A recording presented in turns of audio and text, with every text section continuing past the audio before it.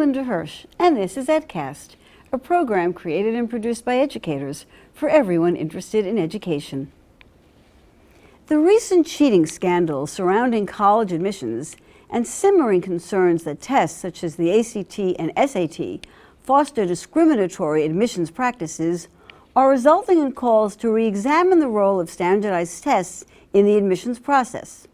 A growing number of colleges and universities, including the prestigious University of Chicago, have made these standardized tests optional for students. Today, EdCast examines the concerns surrounding these tests, what it means to go test optional, and the impact on admissions. Coming up now on EdCast.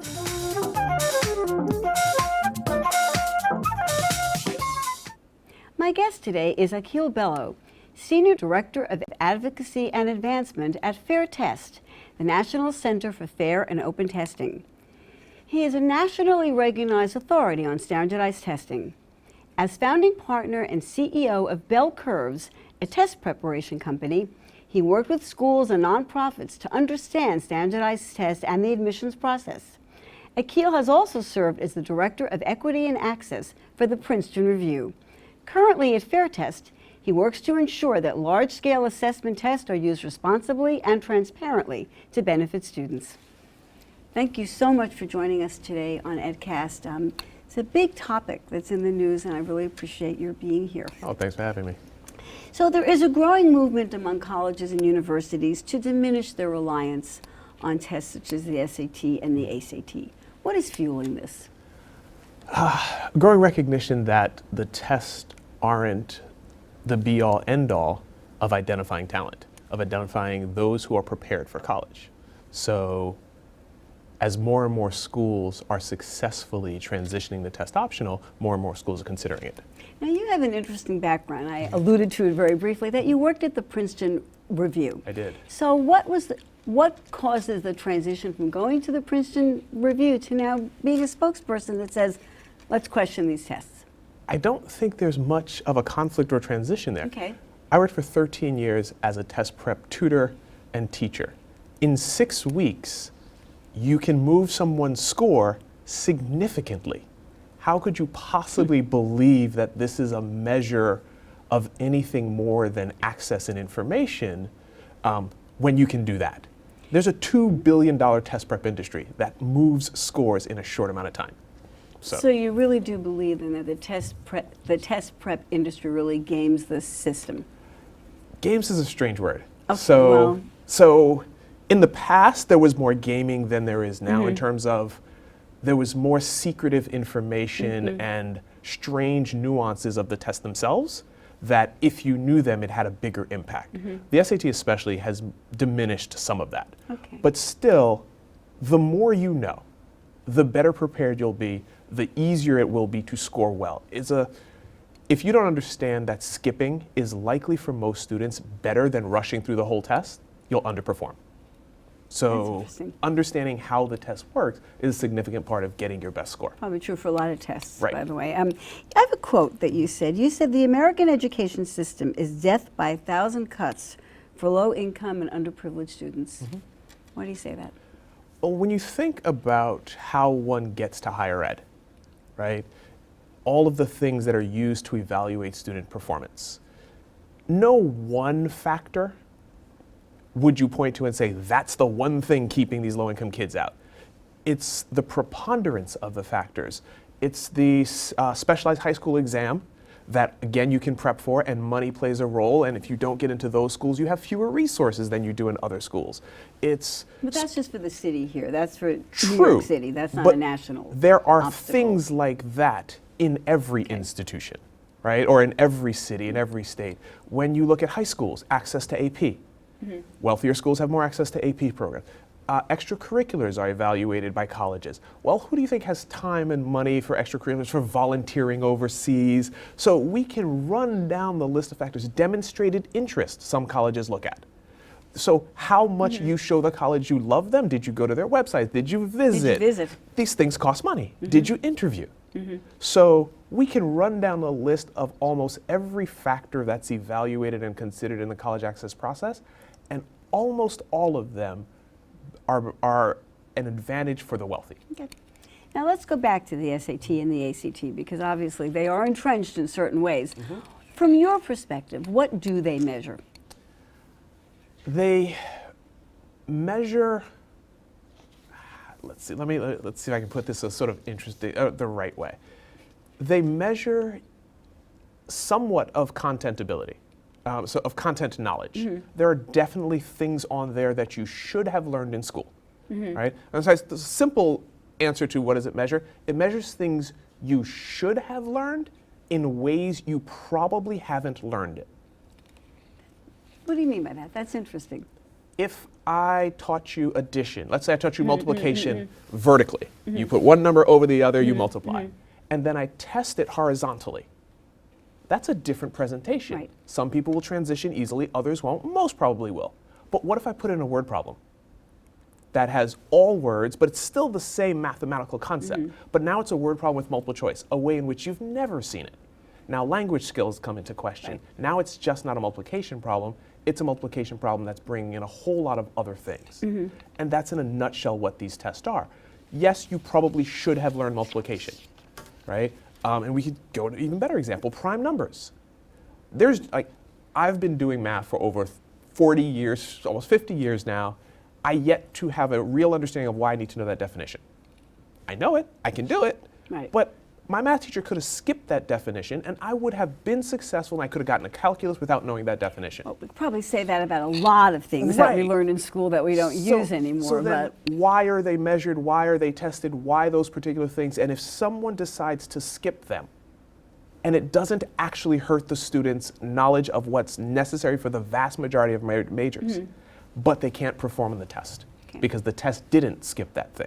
Bringing up the whole algebra question. Is algebra required? Let's go back to the College Board again. Okay. College Board redesigned their test in, I think it was 2016, was the last go round. And we had a guest on the show from the College Board, and of course he said that it was a better test now, that it was more closely aligned with classroom work. Do you believe that's true? And do those changes make this a better test? Sure. Okay, so yes, I would agree that it is probably more closely aligned with classroom work than it was in the past. But I will also point out it's been redesigned or changed in some way 15 times since its invention. Every time they change it, they say the same thing.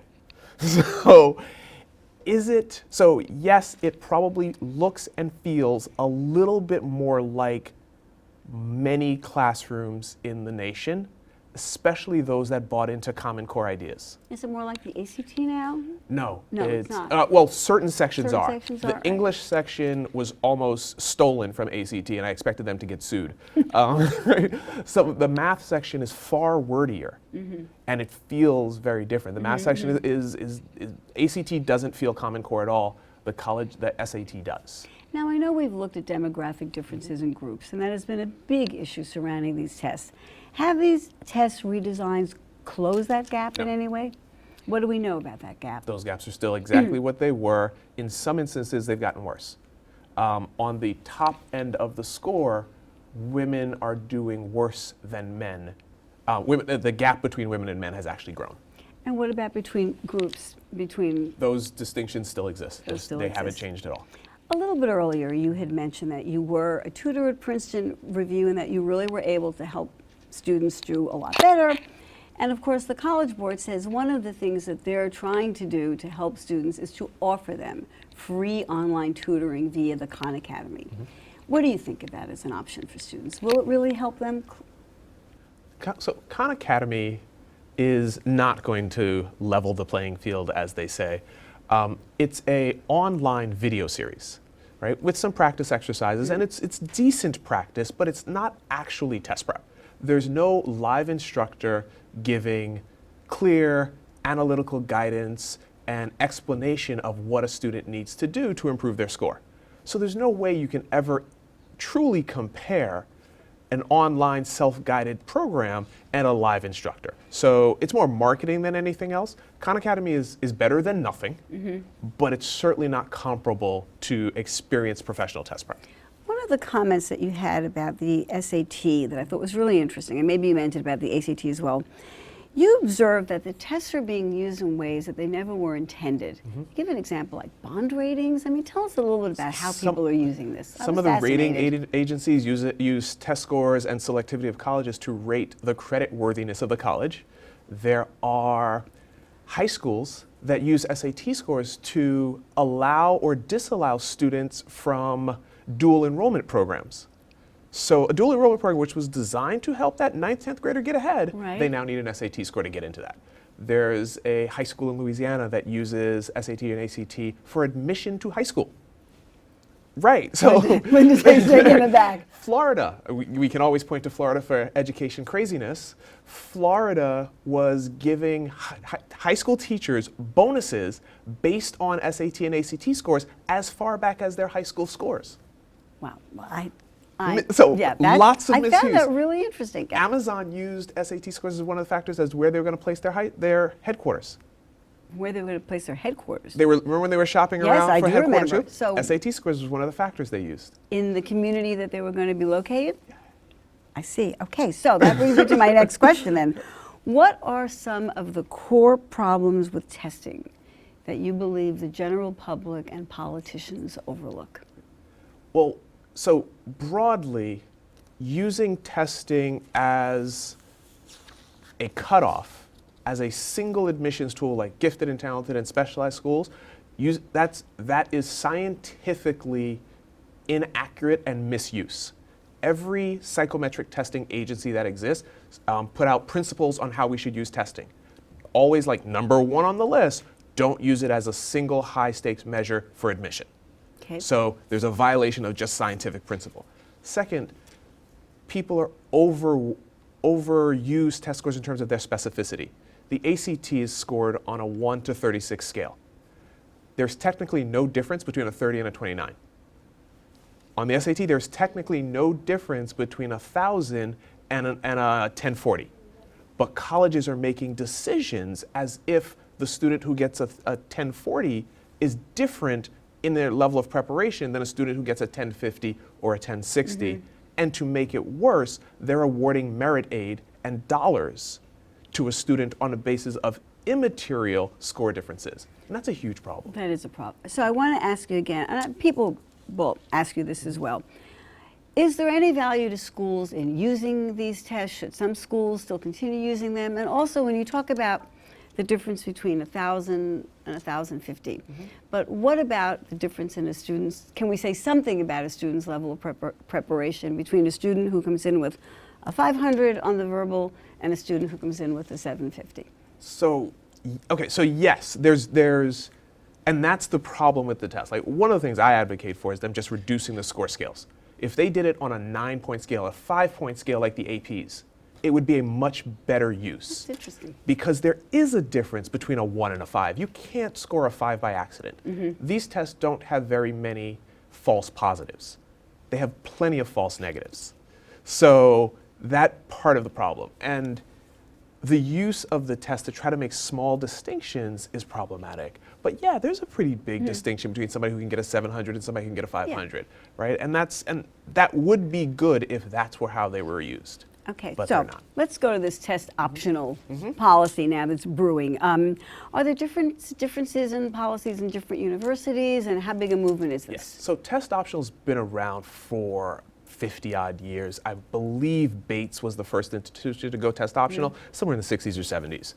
So it's been quite a while that institutions have admitted students without considering test scores. There's actually a college in the country that doesn't, not only are they test optional, they're test blind. They refuse to look at test scores. All right, so I want to get to that in a minute. So there's a range of policies around test optional. Some schools, NYU for one, is test flexible. They allow a greater number of tests to be submitted as an admissions test. So if you took it more than once, you can submit all your scores? Yes, but also if you took the Gaokao from China, you can submit that instead of the SAT. Oh, okay. Actually, every college is test flexible. They just don't admit it. They're flexible between the SAT and the ACT. Some colleges broaden that list to include more schools. Usually when we think of test optional, what it means is schools like DePaul that allow you, the student, the applicant, to choose whether to submit scores or not. And if you think the scores are strong and representative of who you are, you can send them. If you don't, you can withhold them. And that's mostly what a lot of the test optional policies are. So let's say University of Chicago, that is what they do. That is what they do. Right, now, speaking as the parent of a student who's not that long out of college, I know what kids are thinking, all right? And they're saying, all right, so I don't submit my scores, but another applicant does, and those scores are pretty good. So doesn't that student have an advantage over me? Let me turn that slightly. Okay. You don't do an interview, and another student does. Doesn't that student have an advantage over you?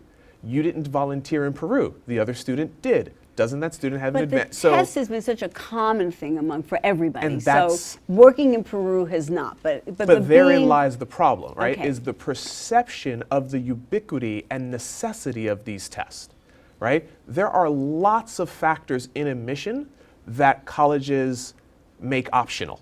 Okay. So right? do you feel from what you've been experiencing and noticing, and this is really for our viewers out there, and I remember once when I broke the news that you better go visit the school, people were shocked because I had college advisors who said you should go visit the school. So if a college is test optional and you choose to take that option, can you feel relatively comfortable that you are not at a disadvantage, or should you feel maybe I should send my scores in anyway? Because test optional is not the same as saying don't send your score. Correct.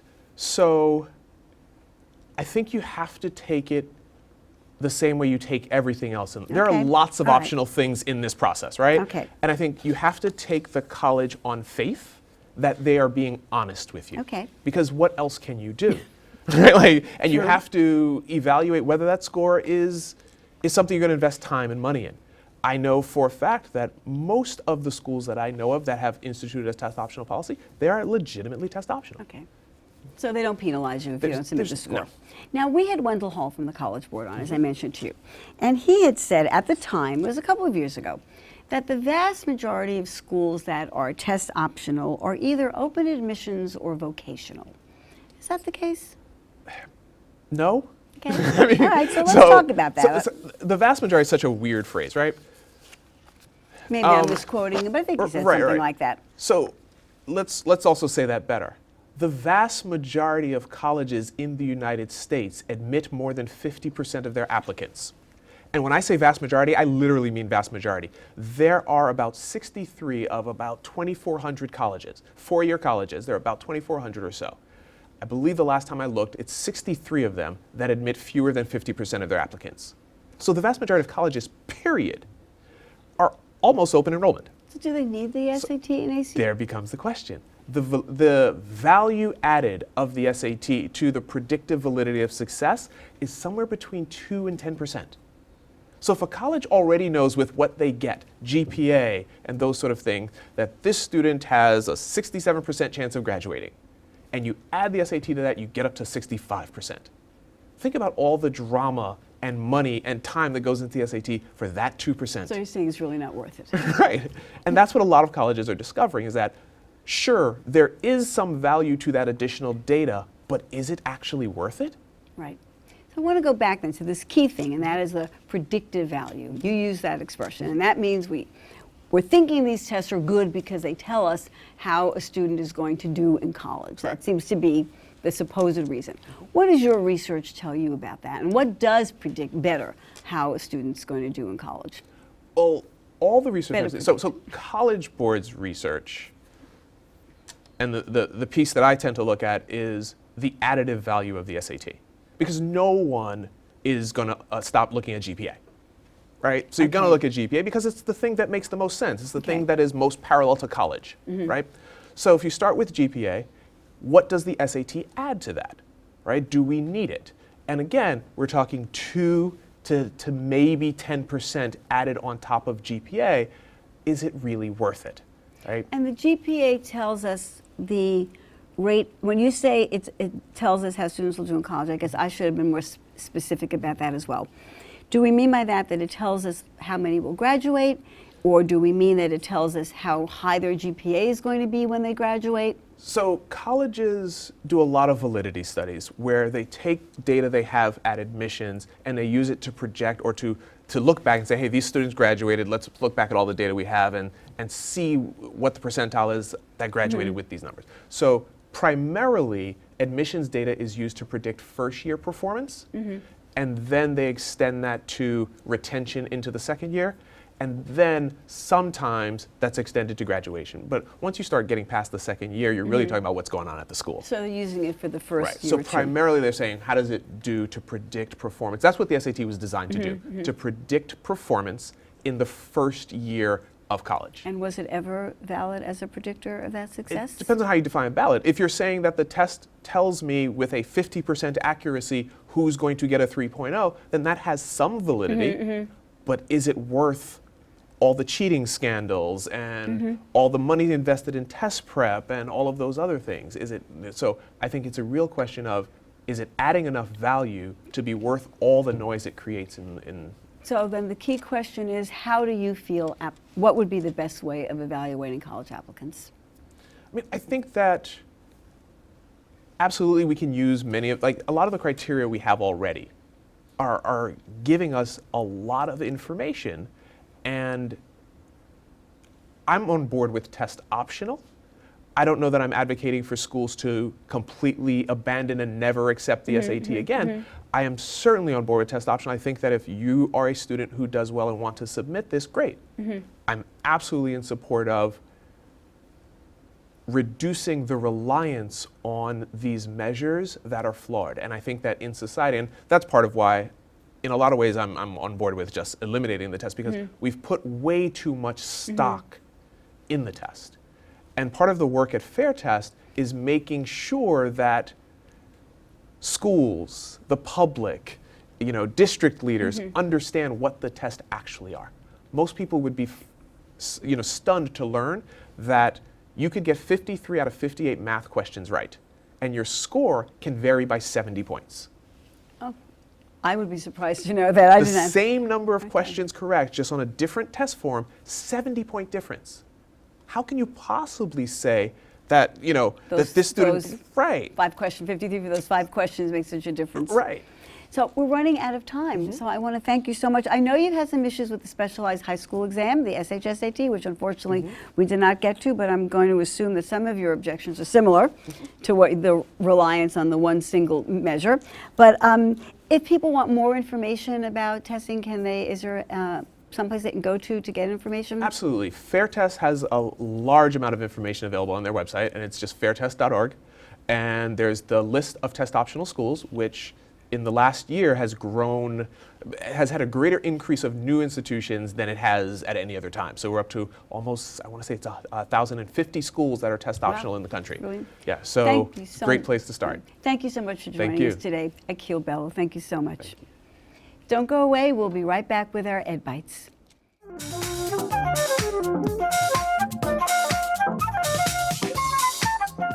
Welcome back to this edition of Ed Bites. Several years ago, Johns Hopkins University abolished an admissions policy that gave preference to applicants who are relatives of alumni. According to university officials, abandoning the legacy preference has resulted in a more diverse student body without sacrificing academic quality. Hopkins President Ronald J. Daniels said in an interview, rewarding applicants for the accident of a family connection is, quote, deeply perplexing, given the country's deep commitments to merit and equal opportunity. On the heels of New York City's successful universal pre-K programs, City Council members want the city to take steps to ensure universal access to after-school programs. Council member Ben Callos noted that benefits of universal after-school include increasing and equalizing educational opportunities, keeping kids out of the criminal justice system, and making life easier for working parents. Out of the city's 1,800 schools, only about 900 have city-funded after-school programs. Research indicates that access to advanced math courses is not always based on ability. Politico reports that Black, Latino, or low-income 7th graders who score well on the state's math tests are less likely to be enrolled in advanced math courses when they enter high school than their peers who are white or more affluent. White students were 20% more likely to be enrolled in math courses such as Algebra 2, geometry, or trigonometry than Latino students with similar marks. They were also more likely to be enrolled in such classes than black students. Students with disabilities and English language learners who met the criteria fared even worse, with large percentages not gaining access to these math courses. Polls show that some Americans question the value of a college education. But Education Dive reports on a study from the College Board, which indicates that individuals with bachelor's degrees will earn $400,000 more in their lifetimes than those with just a high school diploma. In addition, college graduates who enrolled at age 18 and earned a degree in 4 years will find that by age 33, they will earn enough relative to a high school graduate to make up for paying tuition and for being out of the workforce while in college. That's it for this edition of EdCast. Join us in 2020 as we continue to bring you the people and issues making news in education. We'd like to hear from you. Please send your thoughts and comments to cunyedcast@gmail.com.